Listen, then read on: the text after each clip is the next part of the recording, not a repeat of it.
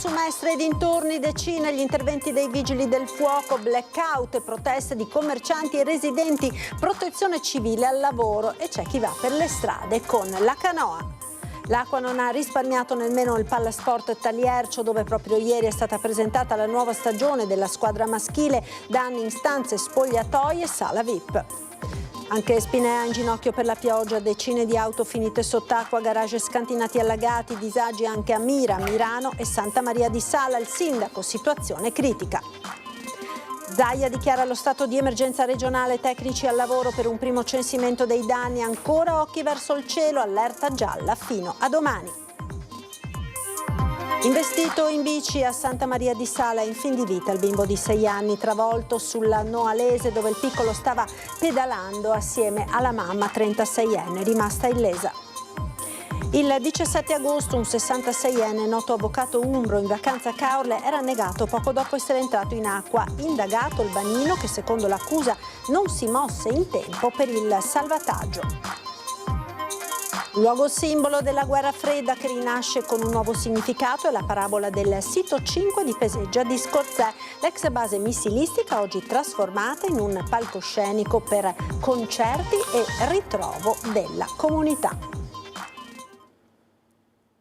Ben ritrovati con la redazione di Venezia dei nostri telegiornali. In primo piano l'ondata di maltempo che nelle ultime ore ha devastato parte della provincia di Venezia, colpendo soprattutto l'area di Mestre, della terraferma e della riviera del Brenta. A Mestre decine di interventi dei vigili del fuoco con blackout e proteste di residenti e commercianti. Il comune ha attivato la protezione civile, giunta anche dalle province limitrofe in supporto.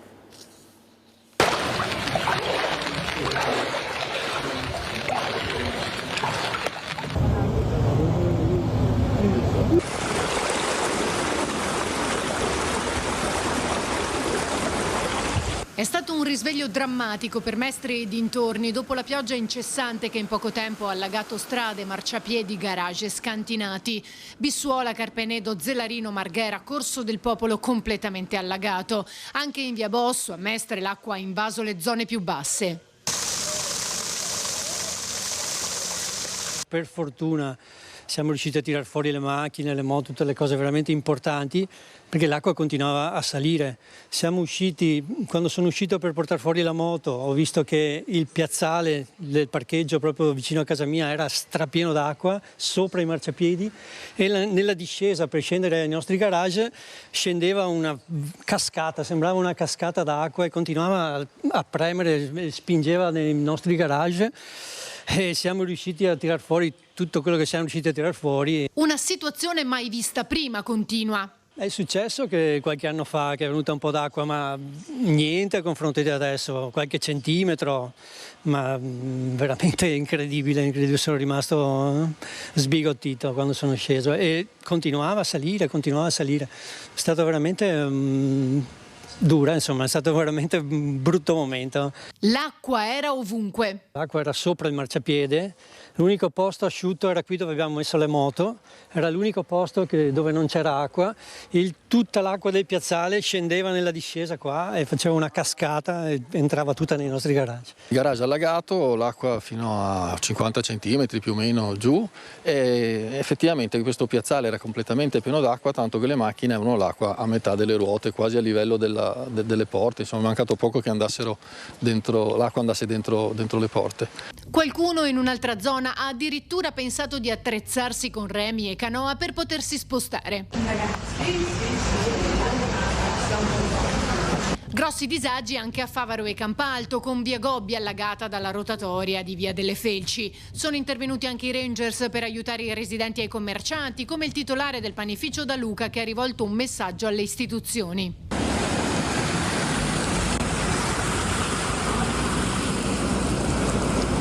La rete fognaria non riceveva e quindi ha cominciato a inondarsi fuori il piazzale e poi ad ogni passaggio di una macchina o di un autobus faceva tipo un'onda e l'acqua ha cominciato ad entrare sempre di più e quindi mi sono trovato una decina di centimetri sotto acqua. Lei però si sente di lanciare un appello, soprattutto in questo caso alle istituzioni. Sì, il mio appello è che noi ormai in questo paese piccolo siamo rimasti pochi negozi, cerchiamo anche di investire del denaro per tenersi sul mercato, però è già la seconda volta che succede questo e ricominciare sempre da capo demoralizza tutti quanti. Sul posto anche il consigliere delegato ai lavori pubblici Piero Trabuio. Sia in via Montecervino che in via Gobbi il rientro delle acque è stato molto più lungo, difatti alle 11, 11 e mezza avevamo ancora tantissima acqua sia su tutte e due le vie,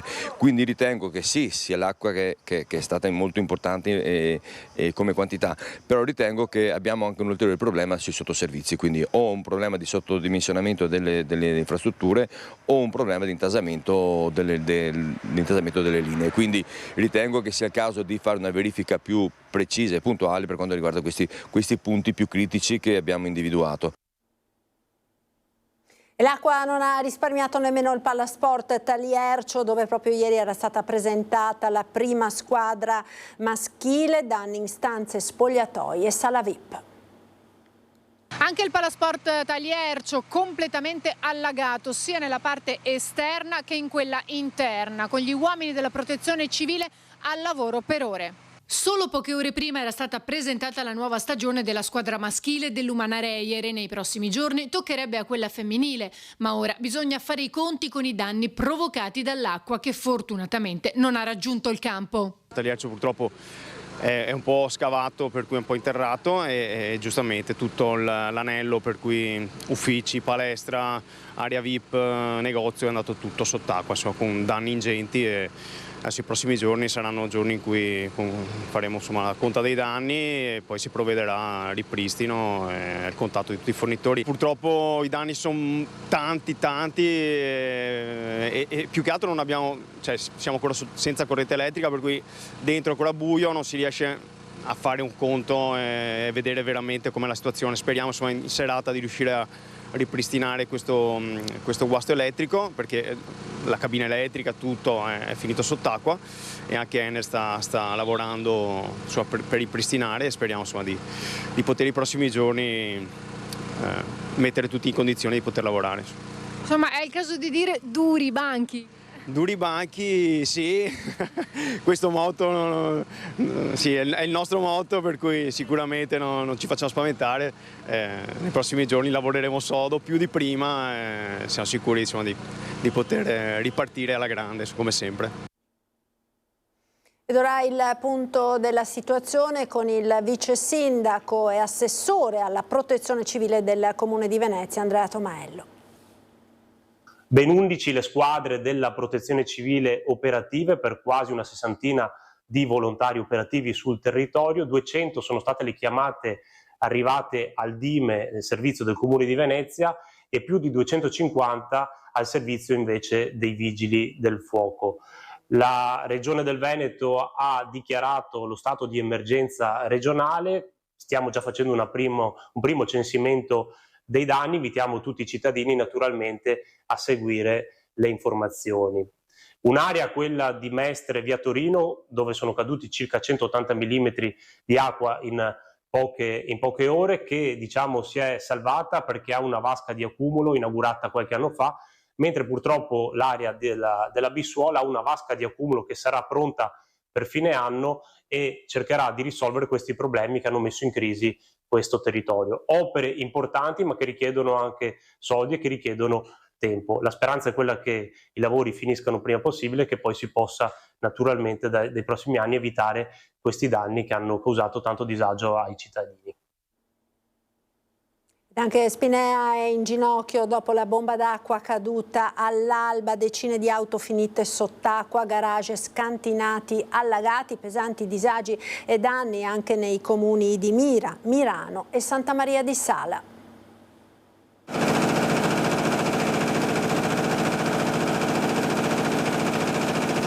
pioggia, tanta, in pochissimi minuti, e così Spinea finisce in gran parte sott'acqua. Non si salva il centro, con le strade principali che diventano fiumi, né tantomeno gli scantinati e i garage di molte abitazioni. Emblematico il caso del condominio Ater di via Desenzano, nel quale vivono 50 famiglie. Il problema degli scarichi della strada, che i tombini non scaricavano, l'acqua ha superato il livello del marciapiede, entrava da tutte le 4 porte della lunghezza del condominio e dallo scivolo che va nei garage. Era una vera e propria cascata. Quando è iniziata l'acqua a salire rapidamente a raggiungere i contatori, si è visto uscire del fumo. Sono esplosi i contatori, sono proprio esplosi, quindi adesso fino a che non riusciranno a liberare, qui si parla di 1 gradino all'ora, quindi qua ci vorranno ancora 5, 6, 7 ore. Poi arriveranno le squadre di elettricisti, però la cosa è lunga. Non avrei mai pensato che potesse succedere qualcosa di simile. Io abito qua da questa parte, solo che la mia macchina è parcheggiata giù in garage dalla parte dove abita mia nonna e chiaramente penso che sarà irrecuperabile. Ho notato che non c'è la corrente in casa. Sono sceso giù al piano terra con l'ascensore per controllare l'interruttore. Mi sono trovato scendendo, quando si è fermato l'ascensore mi è entrata acqua dentro e l'ho preso paura. Per la furia dell'acqua sono letteralmente esplosi i contatori dell'energia elettrica, cantine e garage sono finiti sotto 2 metri d'acqua. I vigili del fuoco hanno lavorato per ore, ma ormai decine di auto avevano subito danni irreparabili.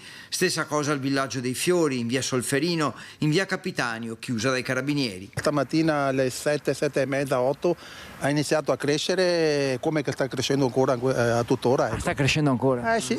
In via Desenzano, ma non solo, non sono mancate critiche dei residenti per una manutenzione dei tombini giudicata insufficiente. Le condizioni dei tombini, della strada? Li abbiamo puliti io e lui dalla parte di là.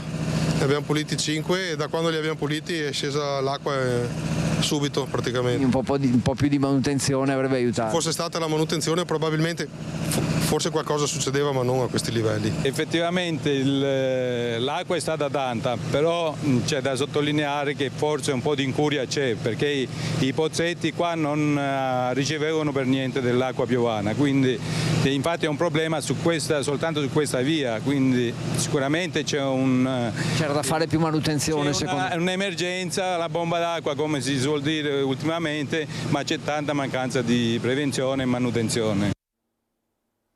A Spinea si è registrato anche il cedimento di una parte dell'argine del fiumetto corso d'acqua che attraversa il comune. Il sindaco intanto risponde alle critiche sulla manutenzione dei tombini.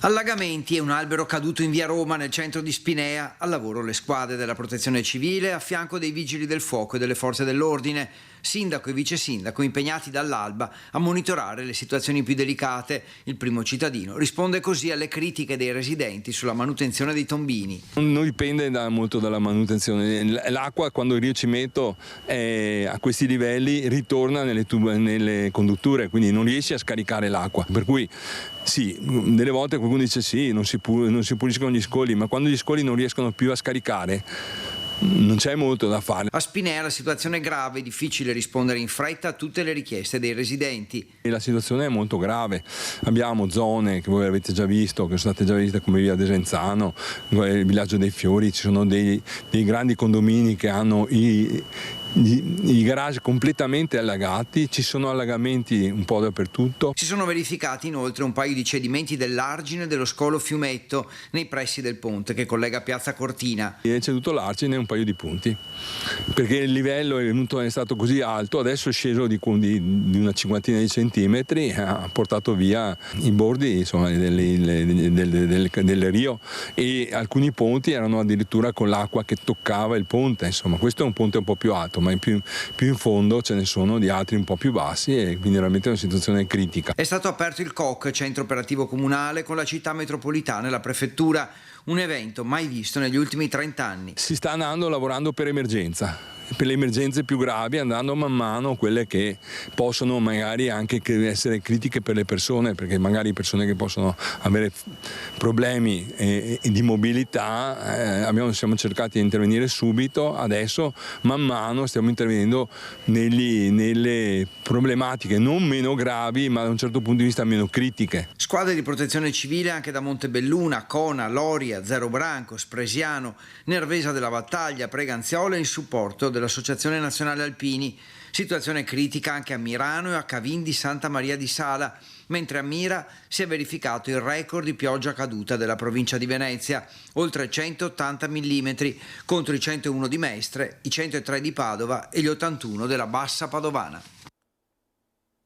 E per le prossime ore sarà ancora allerta gialla per temporali su tutto il territorio regionale. Sulla pianura è prevista alternanza di nuvolosità e rasserenamenti. Sui monti nuvoloso sono attese piogge sparse diffuse in progressivo diradamento, più probabili sulle zone centro-settentrionali. Nello specifico si tratterà di piovaschi, rovesci o temporali. Sono possibili gli inneschi di frane superficiali e colate rapide, l'innalzamento dei livelli della rete idrografica secondaria, rigurgito dei sistemi di smaltimento delle acque piovane con possibili allagamenti di locali interrati e sottopassi. In caso di temporali i fenomeni potrebbero essere intensi e in rapida evoluzione. E chiudiamo quest'ampia pagina dedicata all'ondata di maltempo che ha travolto il veneziano. Proseguiamo con la cronaca. Investito in bicicletta a Santa Maria di Sala è in fin di vita il bimbo di 6 anni travolto ieri pomeriggio sulla Noalese, dove il piccolo stava pedalando con la mamma di 36 anni. Entrambi sono cittadini ucraini e si trovavano sulle strisce pedonali quando sono stati centrati dall'auto condotta da un giovane veneziano di 25 anni che poi si è fermato a prestare soccorso. Sul posto sono intervenuti i carabinieri ed il SUEM 118, tuttavia le condizioni del bimbo sono apparse fin dal primo momento molto gravi. È stato necessario l'intervento dell'elicottero che ha trasportato il bimbo all'ospedale di Padova, dove è stato ricoverato in codice rosso. La mamma invece è rimasta illesa. La Procura di Pordenone ha aperto un'inchiesta sulla morte per annegamento di un noto avvocato perugino, Mauro Bigi, di 66 anni, morte avvenuta domenica 17 agosto a Caorle. Indagato il bagnino della Torretta 17, un uomo del posto di 63 anni, con l'ipotesi di reato di omicidio colposo. Secondo l'accusa, in qualità di assistente bagnanti, per colpa non si è avveduto tempestivamente dello stato di difficoltà della vittima, la cui presenza gli veniva segnalata da altri bagnanti, non impedendone il conseguente decesso per annegamento. È già stata fissata anche la data dell'autopsia che sarà eseguita dal dottor Antonello Cirnelli domani. Bigi aveva avuto un malore mentre nuotava poco dopo essere entrato in acqua. L'elisoccorso aveva raggiunto la spiaggia ed un medico ed un infermiere avevano tentato a lungo di rianimarlo, purtroppo senza successo. Da ex base missilistica, luogo di comunità, Peseggia di Scorzè, musica e memoria al sito 5. Un luogo simbolo della guerra fredda che rinasce con un nuovo significato. È la parabola del sito 5 di Peseggia di Scorzè, l'ex base missilistica costruita nel 69 sotto l'egida della NATO, che era parte integrante della cintura difensiva del territorio e gestita dalla 5ª batteria missili contraerei di Mestre, oggi trasformata in un palcoscenico per concerti e ritrovo della comunità. E il sindaco Mestrinera a sottolinearne il valore. Un pezzo di storia militare che oggi diventa memoria condivisa, dice entusiasta. Il Base Festival è un evento eccezionale perché abbiamo preso una vecchia base missilistica, interdetta ovviamente al pubblico, interdetta a tutti, usata solo per fini militari, e l'abbiamo invece riconvertita in un posto dove si fa festa, dove si fa sport, dove si fa musica, dove si sta in mezzo alla natura. Iniziativa che in vista della kermesse musicale prevista per fine mese ha raccolto l'interesse di cittadini e associazioni locali che vedono nel recupero del sito, in precedenza abbandonato e nel degrado per anni, un ponte ideale tra memoria e futuro. Abbiamo piantato anche migliaia di alberi, è un posto riqualificato. È un posto dove migliaia di persone possono ritrovarsi e passare delle serate spensierate, tra l'altro in assoluta sicurezza perché è un posto molto esteso, molto grande. Occasione di cultura e socialità. Quindi l'invito è quello di fare una bella cosa, finite le feste, finite tutto il periodo estivo, prima di ricominciare i nostri ritmi normali. Qualche giorno di festa è simpatico e in un posto veramente che merita. Siamo allo sport basket, iniziata ufficialmente la stagione dell'Umana Reyer, sentiamo novità e obiettivi della squadra.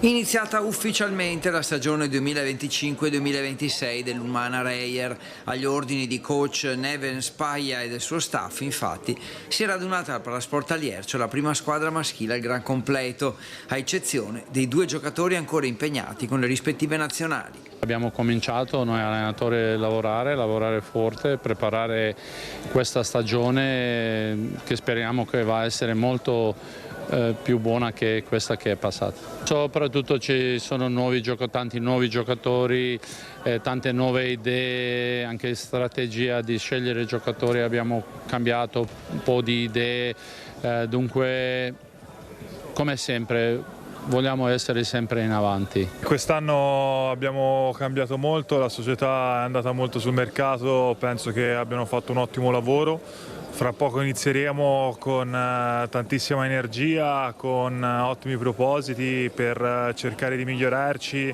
di fare meglio dell'anno scorso e di cercare di essere più consistenti in tanti momenti del campionato. Ecco, dovremo migliorarci sia dal punto di vista europeo che italiano. La giornata è iniziata con le foto ufficiali, quindi presidente e coach hanno presentato gli obiettivi del club per la prossima stagione. Affrontiamo questa stagione con lo stesso entusiasmo del 2006, quindi con la voglia di far bene, con la voglia di regalare soddisfazioni a tutti, cercando di interpretare al meglio la stagione sia con la squadra maschile che con la squadra femminile. Abbiamo cambiato una filosofia con gli stranieri, abbiamo aggiunto giocatori italiani, abbiamo cercato di mettere una squadra che sia importante, che possa regalare soddisfazioni a tutti. Primo obiettivo dopo di tutto che cosa è successo l'anno scorso, essere sani, allenare può essere in un modo diverso, come ha detto di prima, scegliere giocatori è un modo diverso se qualcuno si infortuna che abbiamo già